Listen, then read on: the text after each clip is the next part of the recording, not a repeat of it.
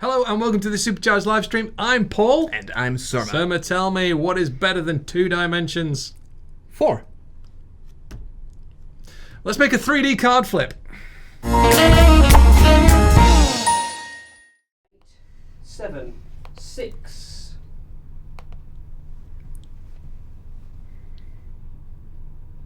Hey, awesome. Right, so Let's get started. yes, 3D. Everybody loves 3D, and there's loads of people I already see in there on the chat. We got people from Austria, Costa Rica, Netherlands, everyone. Hey, welcome. Thanks I'm for going to be joining. monitoring the chat, so keep talking. I'm just going to try to keep up, and if you have any questions, post them there. I'll weave them into the live stream and see if we can, if you can change where this is going, maybe. All right, so I'm going to dive right into some code because that's how we want to roll today. Everybody's busy. Right, a bit of HTML. Let's see what we'll do is we'll drop in a title which we shall call the card flip. Let's call it 3D card flip, whatever. 3D card flip. All right, let's get some styles in there. So we need a link rel equals style sheet.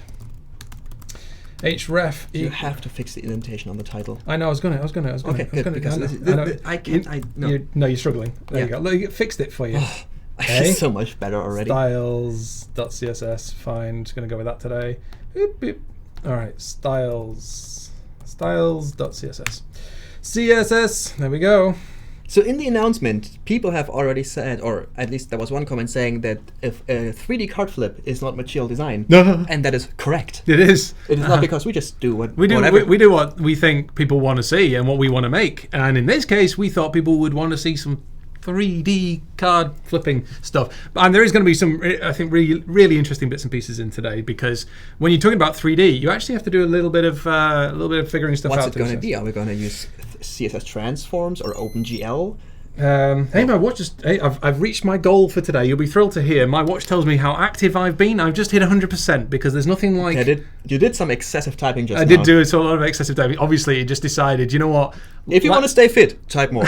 Live coding on YouTube is one way to stress your heart. So I do that apparently. Anyway, right. Let's make let's see, SC card. We'll just go with SC card today. Why not? We also have the question: is this real life? Yes, it is. It is very. Well, as in, are we doing this for real live? Yes, we are.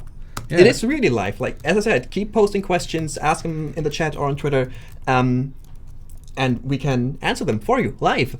This is how it works. Yeah, can't. All right, let's dive into some actual code here. Yeah. I'm doing that. I've already got. So I've got a custom element. I'm going to do it today. I'm going to call it SE card.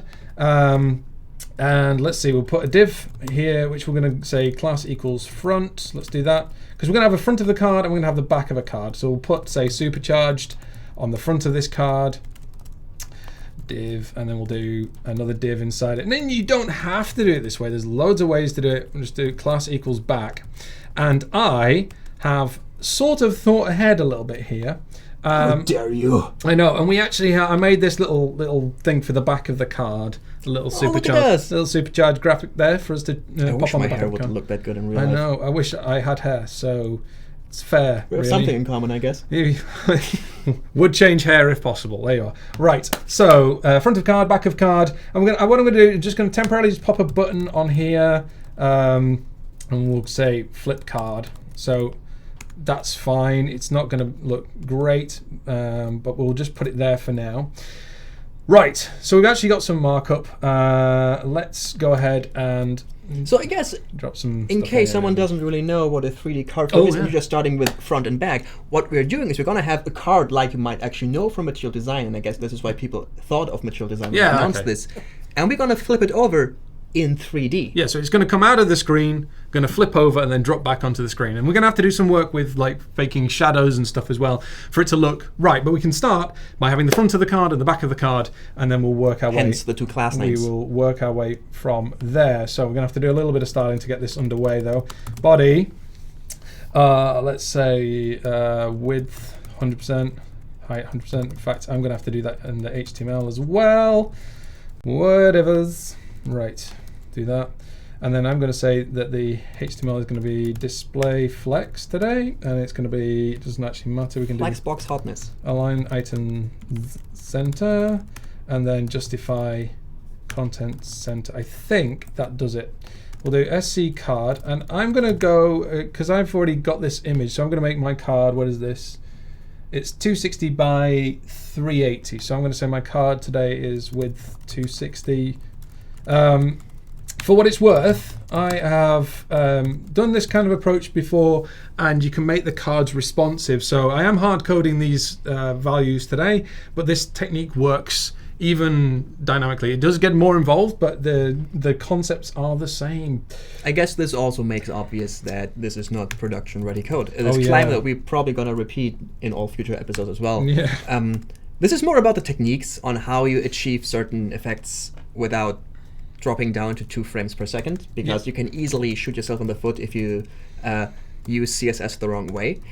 But if you want to do something like this on your production website, you should probably tidy up the code and maybe even, do some testing in other browsers as well, which we're not going to do today. Correct. So what we're going to do is, there's one of the first things that we're going to see here, height 100%. Right, so we've got the front and the back. So what I've said is the containing element, the card, position relative, set its width and height. Then the actual front and back, I've set back face visibility to hidden, because as we flip the parts, the front and the back of the card over, we want that to, we want the contents to disappear as it's flipped, okay? And by default, I don't think back face visibility is set to anything other than visible. So we want it to be back face visibility What hidden. we would see otherwise, I think, and correct me here if I'm wrong, is that one of the cards is always rendered first, independent of where they are. So it means we would just see the top half of the card, but rendered backwards. Yeah, exactly. Which is not what we want. And that's why we set it to hidden. Right, so we have that, and we need to do a little bit of, right, so let's say background. We'll have a look at what it's actually looking like in a second. Let's do that. In fact, let's make it a little bit darker there. And then we'll say, so we're going to say the front of the card, I'm going to say the front of the card is background. What do we got? Let's do it 444, color. And I'm also going to set the contents of the card to be central, like so. Right, let's see what that looks like. Okay, so actually we are in a reasonable spot here. Why is it so tiny? That's a good question. I think it's because of the way that this screen is set up so that they can do the live streamy stuff. 16 by 9. I obviously know loads about live streamy stuff. As we have seen in the promo. You did turn on the camera successfully, but that's about it. Felt good. Right, so what have we got here? We've got the front of the card and the back of the card. Let's do the back of the card as well while we're here. Back of the card. Interesting question on the side. Where do you think what you're about to write, the flipping card, is a reasonable or even a good choice in terms of UX? I think go on. I think intuitively it's a very good choice for anything where you have details that you want to hide and that the user wants to look into. So you have like a topic which just has the big topic name on it, and when you click on it, it flips over. Yeah. Just like with like an actual flip card when you do like flashcards, I think you call them, when you try to learn words when you learn a language. So here's what we've got here. We've got the front of the card, and the back of the card is just appearing over the top, right? Yeah. So what we can start by doing now is we can actually say transform, rotate, and I'm going to go with the y-axis. So we're going to flip around the line down the middle. So the card's going to come forward, flip around its vertical axis, and then go back. We could do it over the x-axis as well. That would also work. So, and we can see how we get on, whether we want to actually pursue that one today. Now, with the back face of the card hidden, it's still there, but we won't see it. So we're doing really well. Let's add on, let me see. Tell you what we'll do is we'll make that an H1 as well, like so. And let's just change the font family because it's currently not very nice. Let's see what we've got for Arial, that'll do it. And that's still quite monstrously large. So yeah, that'll probably do it. For now, but let's just change Okay, just gonna hack this in today. Font size 24 pixels, just a bit on the large side. This flip card, I'm gonna fix this now as well while we're here. What I want is buttons on the front and the back for flipping the cards, just so that there's a button that covers the whole thing. Loads of ways you could do this, front and back. And while we're here, let's put on a border radius of 3 pixels. Again, just so that we're seeing a little bit of roundedness on the corner, just so it feels more like a card. So the front and the back, and I want to say that that applies to the button, so I could just get rid of that. That would do it as well. La la la.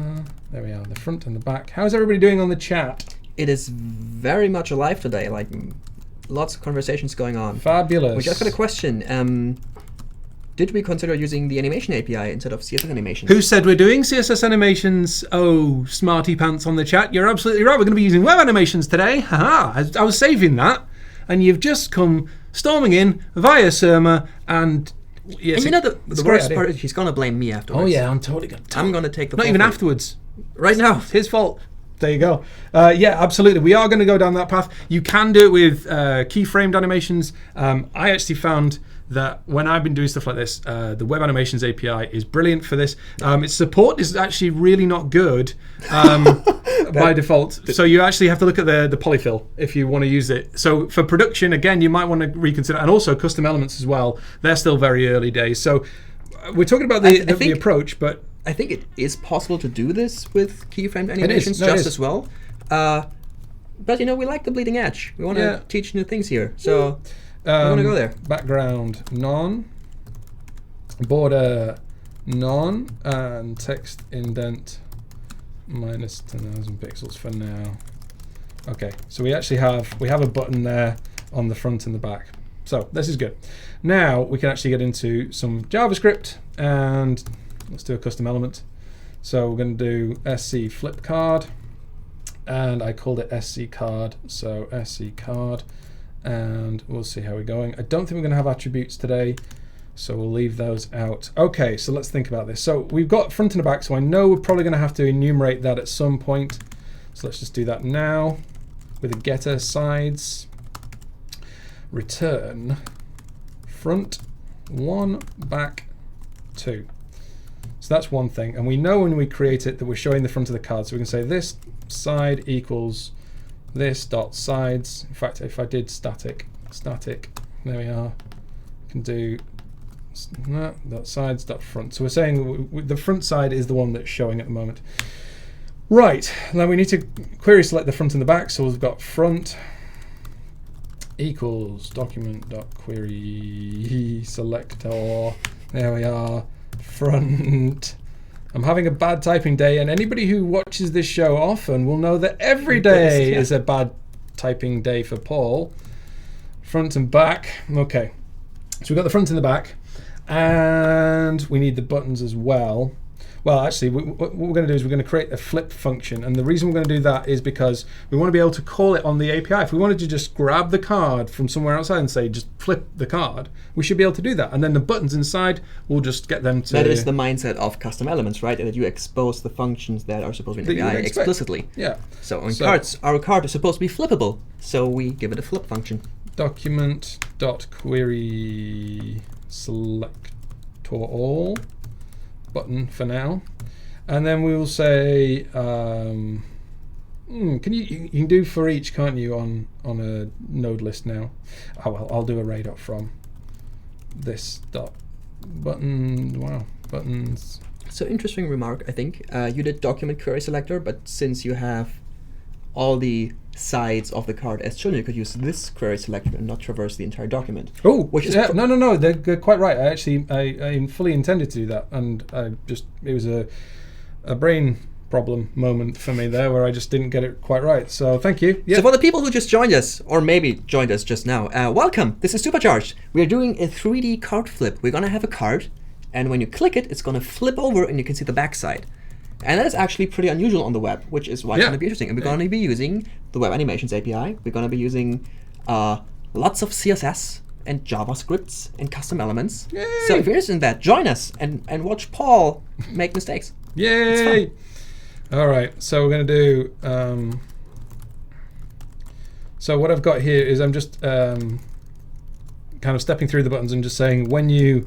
when we click on a button, we want to call the flip code, which is going to be this here, So let me just drop a debugger statement in there so that when we click, we know that that's doing its job. We'll have to wait and see whether the other side does its job, but that for now is doing its job. So we actually have to figure out what it involves to do the flip. Do we have any attached and detached? Actually, do you know what? I should be doing that in here. Probably. Yeah, so These are the kind of things that I never can quite remember if you can attach an event listener before you attach it to the DOM and then... Well, it worked, but I think for cleanliness sake, you'd normally want to do this kind of sort of attaching and detaching is the point where you kind of put on the listeners and take them off, probably. So, I mean, I'll put it there for now, and I should have a corresponding detached, but I'm going to leave it just for now in the interests of time. Right, so flipping the card. So we've got an animation that we need to do. So let's do this. Const side1 equals, and this is the where the fun stuff is about to happen, because we have to first of all, right, put it this way. To do the 3D, we're going to actually have to put perspective on here. Now, anybody who's looked at this has been confused by this. Yeah, you measure perspective in pixels, which is this kind of virtual camera. Yeah. Yeah. How much time have you spent looking at this? Enough to be confused? I think I understood, but I have not used it yet, so I might as well be wrong. This is going to be fun. Okay, so we've got a perspective of 500 pixels. Basically, one way to remember this is the smaller the value, the more extreme the 3D motion is going to appear. As the perspective value gets bigger, you get sort of less distortion. And 500 pixels for something like this... You get more isometric. It almost looks like... Yeah, that almost more... Is it distant? Yeah, basically, it's to do with how much... when something's rotated and the size that it is, how much it's going to get shrunk or sort of stretched by. So basically, if you have a small perspective value, you get this fisheye look, right? Yeah, you just get more extreme 3D motion. And 500 pixels is typically 500 to 1,000 is normally a good place to start just for a lot of content. It's a place to start. And this is where literally magic numbers come in. Nobody has yet explained to me why these numbers are good. It's because it will be dependent on how far back you push the thing and how big the thing is that you're pushing as well in the Z space. So because of the kind of size of card it is, 500 pixels is probably going to be okay. Now, what we actually have to do is we're going to have to push the cards back in Z space, because what we're going to do is we're going to have them kind of come forward. Well, in order for them to come forward, they've got to be at the back first. So... Also, if you lose track at any point, that is fine. The code is going to be on GitHub later on our UI element samples repository. We're going to link to it in the description. The video is going to be up as a video on demand on our YouTube channel as well. If you're not subscribed, you should be subscribed. So click the subscribe button below. Cool. Right, so we're going to... So side one, and I'm calling it side one because depending on which side is actually going to be the one that we flip, as in the one that is at the front at that particular moment, is the one that we actually have to work with. So we're just going to have side one and side two, and we'll hot swap depending on which side is actually facing us. Anyway, so we're going to have a transform. Now, the transform is going to start at, we're going to say, we're going to translate whichever it is, translate Z. I'm going to start at minus 200 pixels. So I'm going to push it back in 200 pixels. And it's going to have a rotation of 0 degrees. Okay. So it's basically pushed back in Z, and it's got 0 degrees, so it's not rotated at all. The problem is right now, if I were to, in fact, let me just drop that transform on. Just to explain this array a little bit, this is the beauty of the Web Animations API, because you're basically declaring an array of CSS values, and those get transitioned from one element to the next. Yeah, we're definitely going to cover all that. Here's the thing. You see what happened there? When I actually just applied that translate Z value, that Z value, to the front, yeah, you can see that it got scaled down, right? So without it there, so now we actually have to scale it back up so that it doesn't look small, right? Because we don't want to be kind of coding it at 260 by 380 and then going, but actually it's only 185.71, blah, blah, blah. That's not going to work for us. What we actually want it to do is we want it to appear as it was originally. So do you know how you calculate, sir, the scale factor that you require? No.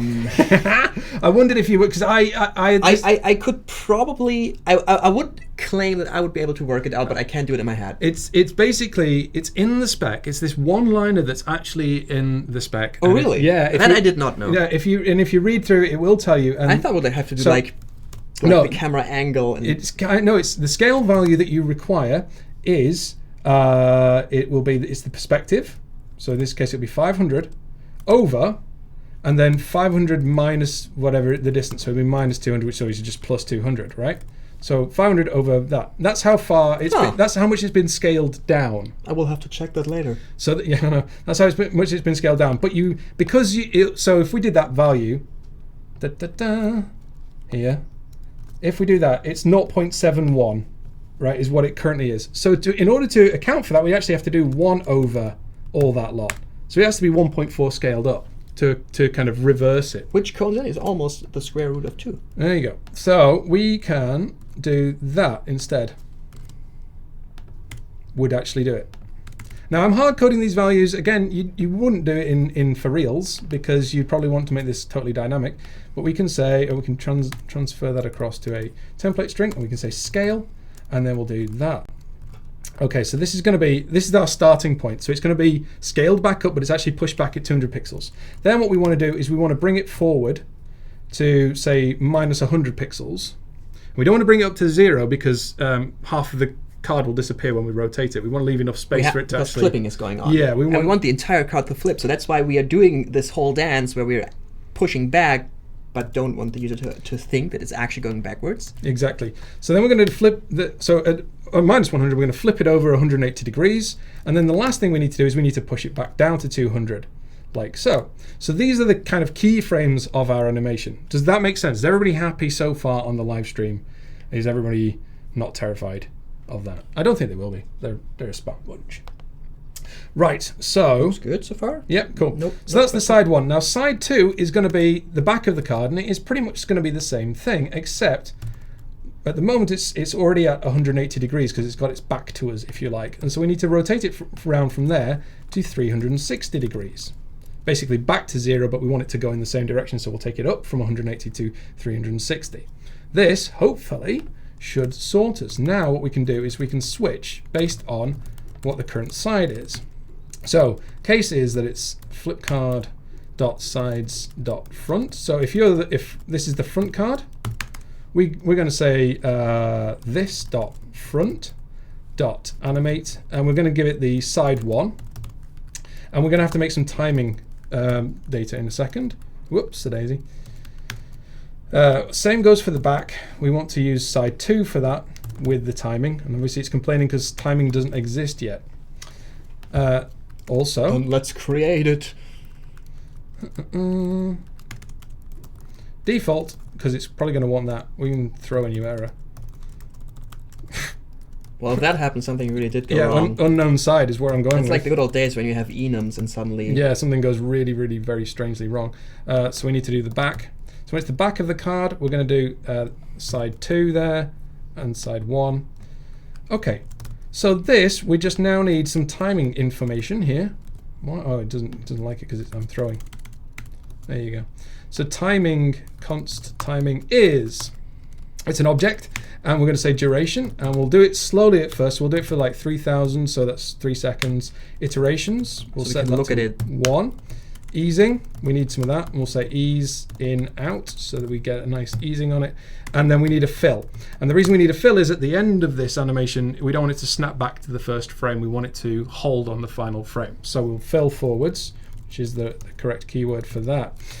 So this should look like, all of these keywords should look very familiar if you've ever done CSS animations. Yep. Which is exactly the point. So basically what the .animate call does is it takes an array of CSS property dictionaries and it will animate from one dictionary to the next one and to the next one until it has gone through the entire array. So you can basically define a sequence of movements and they will be executed as one animation very smoothly and exactly. And so what we're going to do is I'm just going to remove that transform that I put there. Okay, all being well, it goes up, flips, goes back. Look at that. We actually have now a card flip. Now I don't like the timing of it. Because if we just bring it down a little bit faster, or a little bit, yeah, So it's okay. Most of the time is spent in lifting up and down, and the flip itself is very fast. And also it feels laggy to get to the flip point. The interaction that you always want with these things is kind of do the thing that the user has actually kind of asked you to do as quickly as you can. So what we want to do is we want to front load this animation so that coming up forward is actually going to happen faster, get into the flip, and then come back down slower. So what we can do here is what we normally do, we do an offset inside the object, and you put in a value between 0 and 1. And so 0.15, it's going to basically, normally if you don't put it, it'll be 0, 0.25, 0.5 and 0.75, or no, whatever. No, it wouldn't. It would be 0, 0, 3, 3, 6, 6, and then 1. So you have whatever the entire duration is, the start is 0, the end is 1, and you can define the start points of all the sub-steps. Yes, the sub-steps by putting in this offset value, which is a value between 0 and 1. So I'm going to do an offset of 0.15 for when it's coming forward. I'm going to set it to, say, offset 0.65 here for when we are at the flip point. So we spend half of our time, rather than a third of our time, we're going to spend half of our time flipping the card over. So hopefully just a touch slower. Let's see how that looks. Yeah. So that comes up quickly. You good? Yeah, I'm just chatting. Can't multitask, right? How's it going in there? We got some questions and people sharing links, answering questions for me already, which is amazing. Thanks for everybody who's helping out. Woo! Looking good. Yeah, looking really good. So what I've done is just by finish typing, then I can talk to you, dude. Sorry, you I'm good? done now. You good? You good? Okay, so what I've done is I've used the offset, and now it's actually it's a little bit sort of slower. So they're kind of lifting up faster. Other things in the array keep the same default offset. So the last one is still 0 points. Oh, you had to change that. Yeah, I've changed these. So it's basically this is happening. The card's coming forward by 0.15. It's taking half of the available time, 0.5 if you like, to do the flip. So the flip feels slower, and then push back like we had it before from 0.65 to 1. So coming forward is 0.15, and it gets 0.35 to push back. So the slowdown at the end is more strongly felt than. Okay. But if you hadn't passed in the 0.65, it would have still had the default value of. It would have divided the available time, which would be 0.85 between these two frames, which you can play with these numbers and just try and get different feels. And that it's also affected by your easing as well, because it's going to try and kind of figure out that kind of stuff. Question on the side: what do we use to build for ES6? We use nothing. We currently do not. We use everything that is available in the current Chrome stable. I think you are. Yeah, I'm actually running in Canary today, but yeah, Chrome stable I believe has all of these, all of the same things. And one of the things we say on the repo is that if you're planning to use this code or something like it, you'd obviously need to transpile it or do something with it.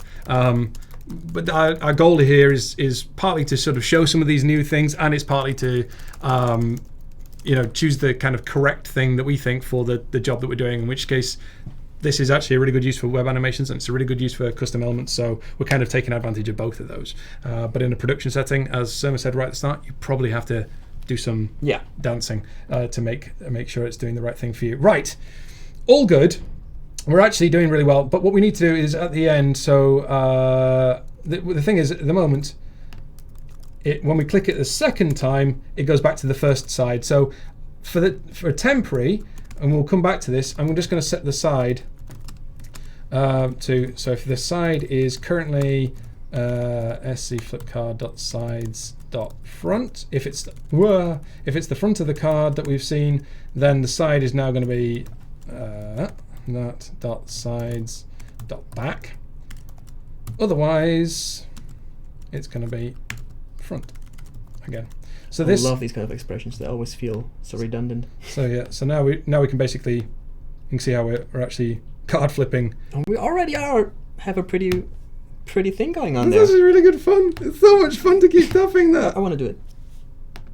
It actually works. It does work. Amazing. Now here's something that if you've not seen Rob Dodson's Alleycasts yet, it's a brilliant show, very new on the channel, and one of the things he talked about in I think the first proper episode was the inert property, which basically at the moment these two buttons for flipping the card, both sides of the card, you can only see one at once, right? And so you want to be able to kind of say to whichever one's the back side of the card, you shouldn't be tabbable right now, usable. You could tap to both the front side button and the back, and you wouldn't even know where the tab focus is when it's on the back side. But when you press enter, the button would still get clicked. So if I do document.activeElement, so this is not going to help. You can parent. Active element parent. Parent. Yeah, do that. So for example, here I had it as it was the front, but if I tab again, it's the back. So it has focus. We can't see it, but if somebody pressed enter or had a screen reader, he would hear things that are not even there. We didn't intend them to use. Exactly. We want to handle that. So inert is a thing. There's a polyfill. I've gone ahead and actually added it into this folder. So we're just going to pop this in like so. And what we'll do is in the card flipping code here, when we are... People are being snarky about you using an enum and not just a boolean for which side is in the front. Yeah, okay, fair enough. I mean, technically this is the more extensible approach when you want to have a flippable cube at some point or something. Yeah, who knows? Who knows? Definitely a valid point. We could have used a boolean and have all of this logic be a little bit simpler. But in this case, I guess it's more explicit and more extensible. Yeah, you could, and I actually like the readability of saying this is the front side, it's the back side. But you're right. If it was a boolean, then we could say this side is not this side, which would flip that immediately, and that would also be perfectly a reasonable thing to do. So I'm going to start by saying this .back.inert, because I've added in the inert polyfill. It's true. And the front... also, just to slap ourselves on the back, the thing that Rob Dodson fixed with his inert polyfill in that Alleycast video was our side nav, one of our very first live streams. It's not really slapping ourselves on the back so much as actually having our work corrected. I tried to frame it nicely here. Let's just make us sound good. But yeah, he fixed our side nav, which was, in terms of accessibility, not good. So we're going to say the front is not inert, the back is inert for now, and then obviously at this point we can pretty much swap those over. So the front is now inert and the back is not, and here the front is inert and the back is, sorry, the front is not inert and the back is. So again, you probably could tidy this code up, and it is very repetitive. So there would be ways to resolve this, I'm sure. But it does mean that we have that, blah blah blah. For example, do that, and then if I go back in and tab again, you see we don't go through to the back element. So it's basically toggling the availability of those elements very easily for us. It's a brilliant little thing. Is the inert property. I would love to see this become part of the platform personally, because I think it just makes these things so much more obvious. The other thing we probably want to do as well is we want to say this .back.focus. We want to actually make sure that we focused the correct part of the card, because I think you switched those the wrong way around. No, if you're on the back. Oh, it's after. I'm coming back to you, so we're bringing you back to the. But in order for that to work, we actually have to set a tab index to -1. So it's not naturally tabbable, but it needs a tab index in order for focus to work. If you didn't understand that, watch Rob Dodson's episode. Yeah, and also there's a Udacity course as well, so that's well worth taking as well. So we're doing really well. All I want to do now, is I want to add some shadows, and that's going to be fun. And I can't decide. Do they want us to do the bit that doesn't perform well first, or would they like us to jump to the bit that performs well? There's a question for the live stream. I'm going to make a call for them here, and we want to see the laggy version first. Okay, well, it's going to be hard to do the laggy version without a phone, but I will code it up, and then we'll talk about why this will lag on a phone. Okay, so I'll do that. So what we need 2 shadows. Speaking of, I think in Canary we now have landed CPU throttling. Okay, that might do enough. We'll do a timer. In fact, actually, before we even get into that, let me show you this. Paint flashing. So this will every time we repaint the page, you see this paint flashing. Okay. Remember this button; it's very helpful. So what I want to do is just come off this here. If you see this there, we see we see some paint flashing here. Okay, because of the button. Okay, but other than that, the cards itself, they're not actually. There's an initial paint, and then the entire animation finishes without a repaint, which is good, which is what we want. And the other thing is, if we did document. Actually, I can do it this way. If I just grab the card and I say $0.flip. There we go. You see, there's that right at the start there where we get a bit of an animation. So what we can do is, since we know we're going to be animating that. Let's put will change transform. So what happened there is that the card that the browser didn't know that we were going to animate this because we didn't tell it, so it rasterized it onto the background. But once the animation starts, it gets its own layer, so it has to repaint once. Well, interestingly, I am still seeing this where it is still painting. So there's a bit of a mystery there for me. Huh. I have a wonder. Let me just set the buttons to display none. See if that helps. They're still doing it. Interesting. It's because of the inert stuff, I think. Let's just try switching out inert for a second, seeing whether that's doing anything for us. There we are. Okay. Interesting. Yeah, so there's something to be aware of there. But now that we've actually, I'll put the inert stuff back on because I still think it's worth having, and I still think we'll get away with it. I don't think it'll be a performance issue in reality. But I just wanted to show this, that right now this card animation is not painting. Okay. So with will change, we told the browser keep this on its own layer at all times. So we can start animating immediately without having to wait for the browser to put it on its own layer and then do transforms. So what I'm going to do, I'm also going to do a timeline recording over here. Let me just switch off the paint flashing. Not that it's actually going to paint flash, but I'm going to switch it off anyway. And I'm going to flip the card again, just so that you can see what the timeline looks like. So this is the backface visibility bit here. This is a well-known optimization, I suppose, that Chrome does.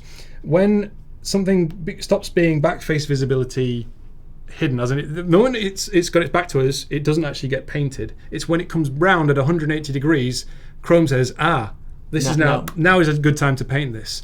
So that's why we see that slight hitch in the middle. But it's fast enough that we still actually get away with it. We don't really notice it on the way through, but it's worth noticing that it's actually happening there. Main thread, it couldn't be any quieter on the main thread if it tried to be. Really good. There's just nothing going on there. We're at a comfortable 60 FPS. Well, we're at 50 FPS here because of the screen capturing. So you'll notice that we're getting roughly 20 frames a second. So this 50 frames a second is by design to be super clear. We're capturing today at 15 frames a second, not the usual 60. And you can see that Chrome's adapted itself. But as you can see, there's loads of white space in between the frame bars, so we could do a lot more work per frame. There's just nothing doing. So that's really good. So I just wanted to kind of point that out before we get into doing the shadow stuff.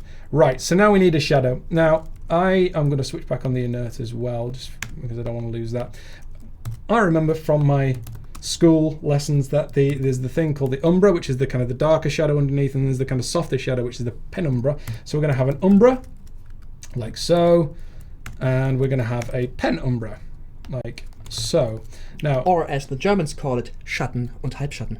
There you go, you see. I love it. I love it. I mean, you were telling me, what did you think CSS would be called? If you were to translate CSS to German, I think it would be called kaskadierende Stilisierungsvorlagen. Which I think is a brilliant word. I mean, that's just amazing. I mean, I've got no chance of either remembering it or pronouncing it correctly, but when I hear it, I'm just going to call it CSS. So, good. Right, what we need to do, let's start with the Umbra. Let's SC card Umbra. And we'll do the penumbra as well a little bit here. Sounds like a cocktail to me. Does it? Sounds like a shadow to me. Width 100%. Height 100%. Height 100%. And then we'll do background. There we are. It's a black background, and we're going to say position absolute top 0 left 0. So the first question from you was going to be like, why not just use box shadow? Right, so yes, that's a fair question. So the box shadow is going to give us a problem that we will want to animate this shadow, because the further it gets away from the background, the more we want to have a blurry kind of shadow. The problem with that is that you have to do that box shadow, have to create that box shadow on every frame. And as we've just shown, we're currently not painting on every frame. All we're doing is we're taking textures and we're moving them around, and we don't want to repaint those textures. Changing box shadow will change those textures. So we will repaint on every frame, and we would most likely be very much below our 60 or 50 FPS. Exactly. So we don't want to do that. So, okay. So I'm wondering why my button has stopped working, because I did have buttons that worked before. So no, you made them display none and used the console. Except that display none. There we are. Okay, they work. Right, so we've got these two black background divs behind. I'm going to set the penumbra to display none for now. We're going to just work with the umbra for a second. Display Display none. Okay. Okay, so we've got this black background that's sitting underneath, which doesn't look particularly good. Okay. I would ship it. Yes. And that's why I don't design. Yes. Right. What we need to do is we need to do so box shadow.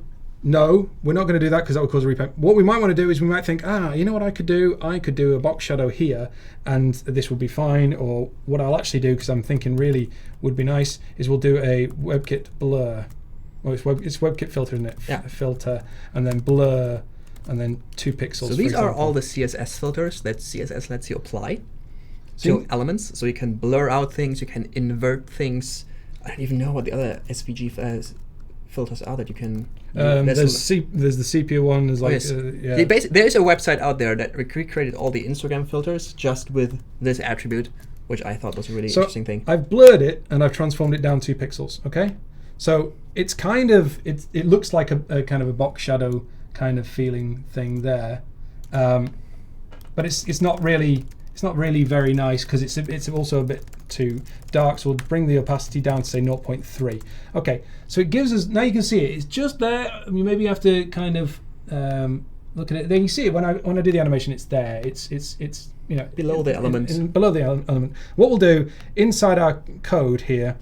So we've actually we haven't got the Umbra and the penumbra picked out yet. So we're going to do that now. Let's do that. Umbra is the Umbra. And the penumbra is like so. Yeah, the question that we have is, will containment help with the painting lag? And I guess in this case it won't, because we are not actually fighting against the bubbling of... Right, we're not. And we're actually, what we're fighting against is what's known as it's a convolution filter that we've got here. Blurs require not looking, when you're figuring out what the pixel should be, you have to look at that one that you have to look at and you have to inspect.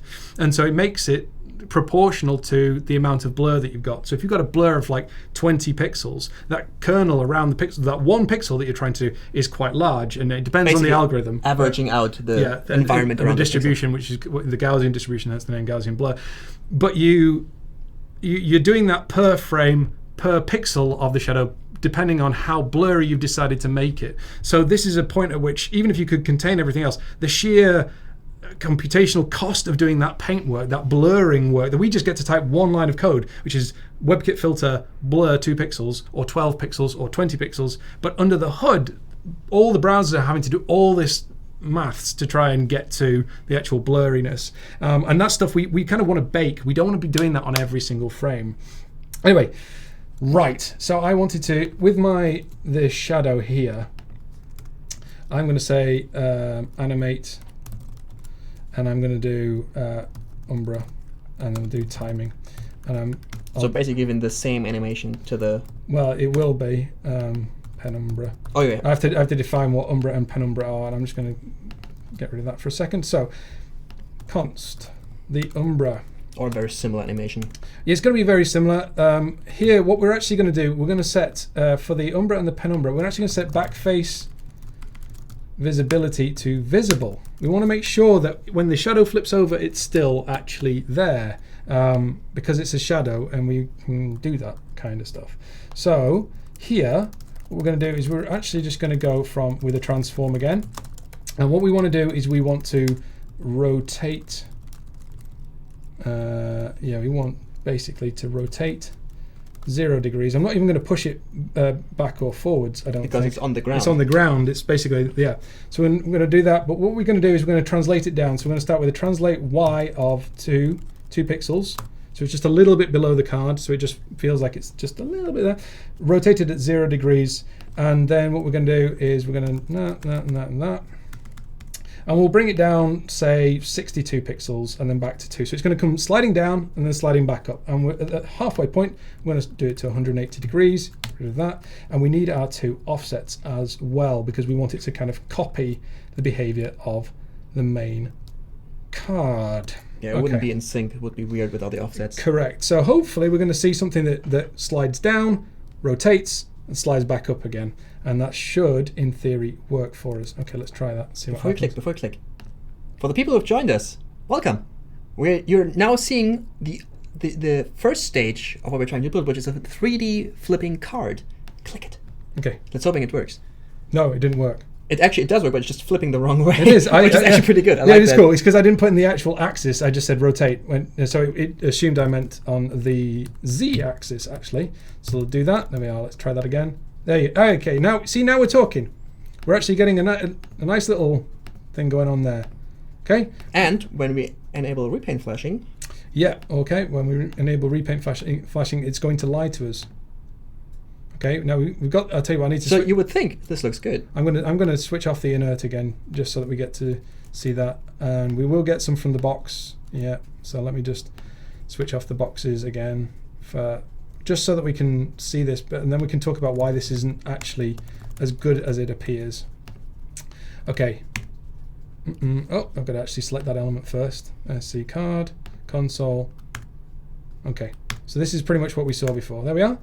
No. So now we have a flipping card with a shadow, which is great. Good, this right? is fine, but we can make it even better. And I think what we'll do is just temporarily we'll do our penumbra now. So I will do the penumbra stuff, which is going to require. So we can get rid of this particular code, and we will do this. Bring this across, and we're going to start it off at 0, and we're going to blur it up to 12 pixels. Okay, and over here the penumbra. We'll take this little chunk here, call this penumbra, and what we're going to do is we're going to do exactly the same animation. Now what we can also do is we're starting at an opacity of 0.3 here, but we're going to animate this down to 0. I'm only doing 0.0 so that the indentation stays the same, or the distance, because I find that easier to read. I'm going to fade that out, the umbra out, but we're going to fade in the penumbra, which is, so it's not technically correct, but it kind of should work for us. And I'm going to go from 0. As we said, if it looks right. It is right. Okay, so this is the penumbra. So what we're trying to emulate here is that when you have light source and something going towards the light source, the diffusion of the shadow is going to get bigger. Feel blurrier. And what we're trying to do is we're just fading between something with a 2 pixel blur and a 12 pixel blur. And I've slowed the animation right down now, so hopefully, let me just switch off the paint flashing a sec. See if it's actually visually correct first, or at least kind of visually correct. Yeah, I've got to do all my button unhiding stuff. That's my fault, isn't it? I keep forgetting that I'm doing that. Okay, so you see how we get that crossfade between the two blurs? Look at the edges of the shadow. It becomes more blurry the further the card lifts up. And that's exactly the effect that we're looking for. Let's slow it down even more, just so that it's really obvious. So we're getting that across to that blurrier version, and then back into the sharper version as we go back down. The eye will notice that. Even when the animation is fast, the human eye will notice it. Hopefully as well with the paint flashing, we're going to see... come on, Paul, you can do it. You have to actually select... There we are. Okay, with the paint flashing, we're in a pretty good spot. Okay, we're doing pretty well here. Now, this is the bit where having done all that work, I'm about to tell you that this is not actually very good. Let me show you why that is. Well, I'm not going to be that easy to show you why that is, other than I'm going to have to, let's see if we can at least figure something out. The CPU throttling there. Okay, so let's try and see what we get. So rendering. Let's try this. Let's see what happens. Okay, so we're going to do our animation like so. Now, we're on a fast desktop machine. Hopefully, down here somewhere, you can see the amount of time on the GPU is actually occasionally quite hefty. That is a good amount of time for a machine this powerful. Yes, and the reason it's taking this long sometimes, and this is going to be worse on something that doesn't have a meaty GPU like a phone, the WebKit filters are done later on in the pipeline. So we talked earlier about the fact that we're kind of baking these textures, and these textures actually get sent over to the GPU, and then they get basically put into boxes and moved around the screen. And that's what the transform's doing, it's just moving those boxes around. When you apply a WebKit filter, we take those textures at the end of the pipeline and we do something like a blur to them. So that blur is actually happening GPU side, but it means that we can't do any other instructions to the GPU like keep this animation going, because it's going, well, I'm busy doing that blur that you just asked me to do. So we need to find another way to basically do this blurring. As I say, you have to trust me. If I do maybe even a low-end device, just see if it'll do it. As I'm presuming this is not really CPU bound, so we might not. Might not see it here. Yeah, I mean, it still looks good. Yeah, it still looks okay. It's something. As soon as I did it on and checked it on my phone, this effect, I was like, yeah, this isn't good. So okay, let's jump to what we can actually do instead.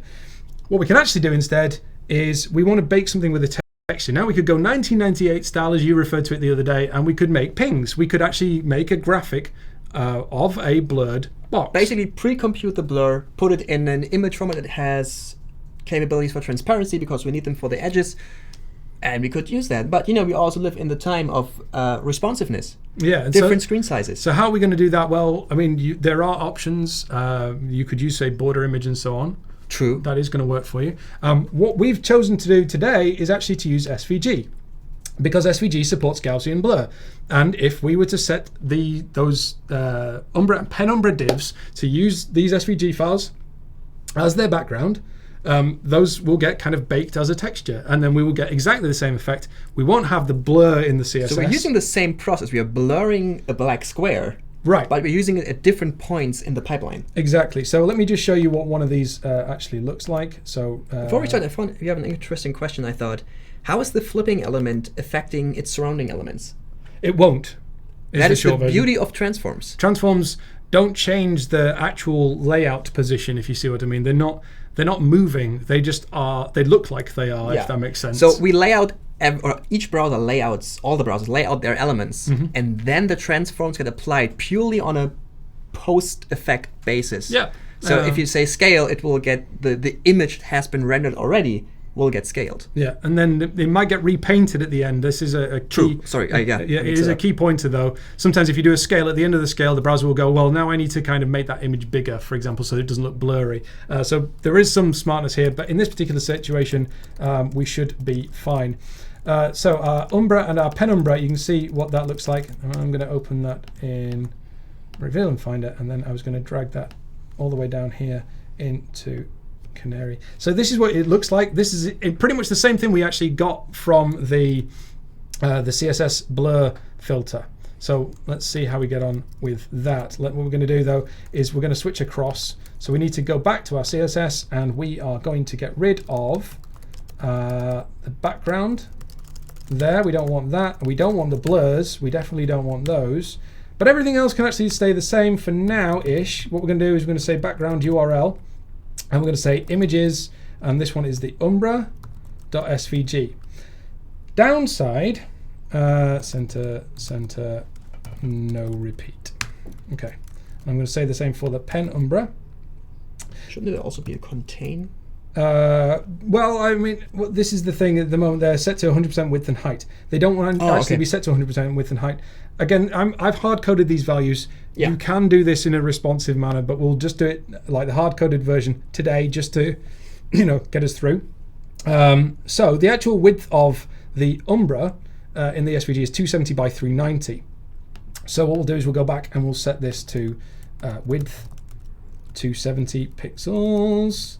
Height, did I say 390? I think I did. 390. Question on the side, which is probably interesting to you. We call it a card flip, but shouldn't we be using flip? We don't need to. So flip is a really good technique when you don't know the transforms ahead of time. Exactly. We've been able to hard code these transforms because we know the card is going from one side and it's rotating 180 degrees. So we know from 0 degrees to 180. If it changes size and we don't know the size of the screen or anything like that would get involved, that's the second flip comes in. Yeah, when you don't know the transforms ahead of time, you would use a technique like flip. We know those ahead of time, so we shouldn't try and make it more complicated than it needs to be. So that's 270 by 390. Now the problem there is that the card itself is 260 by 380, which means we have to position this top and left by 5 pixels, minus 5 pixels, top minus 5 pixels, left minus 5 pixels. And that will now position that correctly. Same is going to hold true for the Penumbra, except that it's going to be even bigger. It's 330 by 450. Do we need a position relative or something? No, we are position absolute. So 330 by 450. And so it was, 260.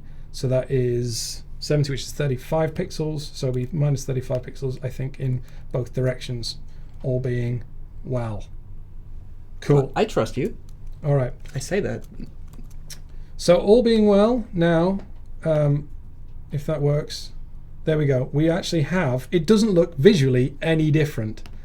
But the umbra is backed by this SVG, and the penumbra is backed by this SVG over here.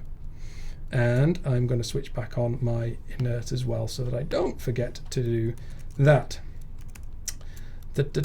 And basically, just record. So what I will, yeah, I'll do it at slow speed just so that there are plenty of frames to go at. There you go. Still completely quiet, totally quiet. Nothing doing. It's dead fast, dead. But now it will also work on a device that doesn't have a beefy GPU. Exactly. This will work everywhere. The only other last couple of bits and pieces that I'd like to do for a little bit of tidiness' sake is we flip the side immediately, but we really probably only want to do that at the end of the animation. So what we can do here is we can do an on finish. So this returns something. I believe in the future this will start to return a promise, but for today they are reworking the API, aren't they? Yeah, on finish equals, and then it's a function, and we could bounce this out to its own on finish, but I don't think we need to. And the other thing I think I'd probably want to do, this dot locked. I think I want to lock it while we're in the middle of the flipping over animation. So this locked is false, and it's when it's there, when it's finishing, it's also unlocked. And then at the start of the flipping animation, so this would basically prevent users that are just violently clicking to trigger multiple animations at the same time. You could figure out ways, I'm sure. If it's locked, we're just going to return early so that we don't do that. So you can't basically, cause this to go lots and lots of times. Let me just speed it up. Actually, no, let me just check it actually works.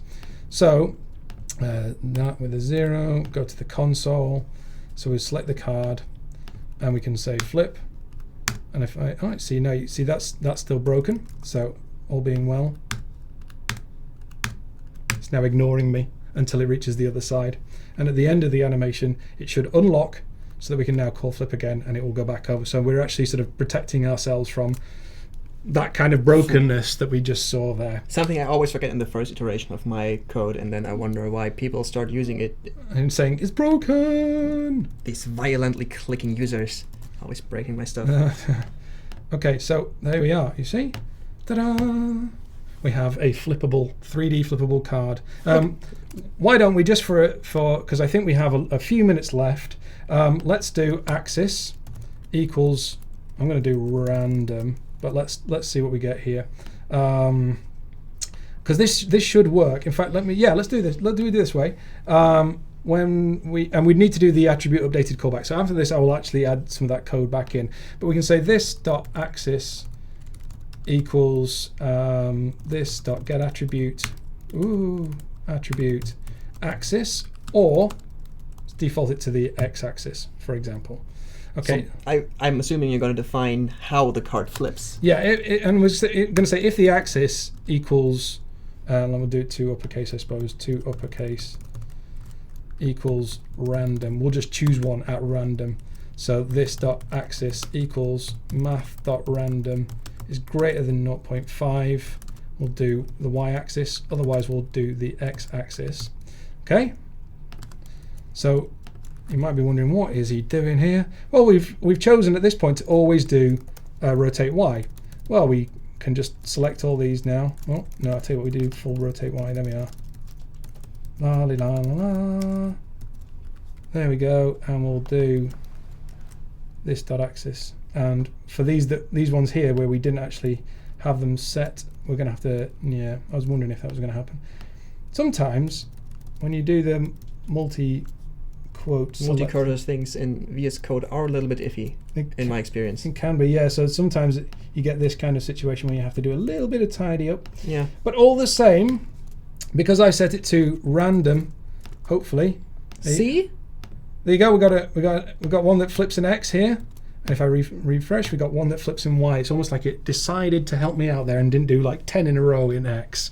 So there you go. That now you see that code just works there for whatever axis we want, and we could change the perspective. We can change we can figure out give ways. it more attributes, like how far should the card lift up? Yeah, all these kind of kind things. Stuff. The custom elements. Duration. They give you power. Yeah, duration. We've hard coded the duration to be what it is. We can why not? Let's just do that. Let's just do this. This dot duration. We have the time, I think. Hope everybody's enjoying this. Thank you so much for joining us. It's lovely to have you all here. I'm going to say parse int that. And this instead of axis is going to be duration. No, that one shouldn't be. That should remain as this axis.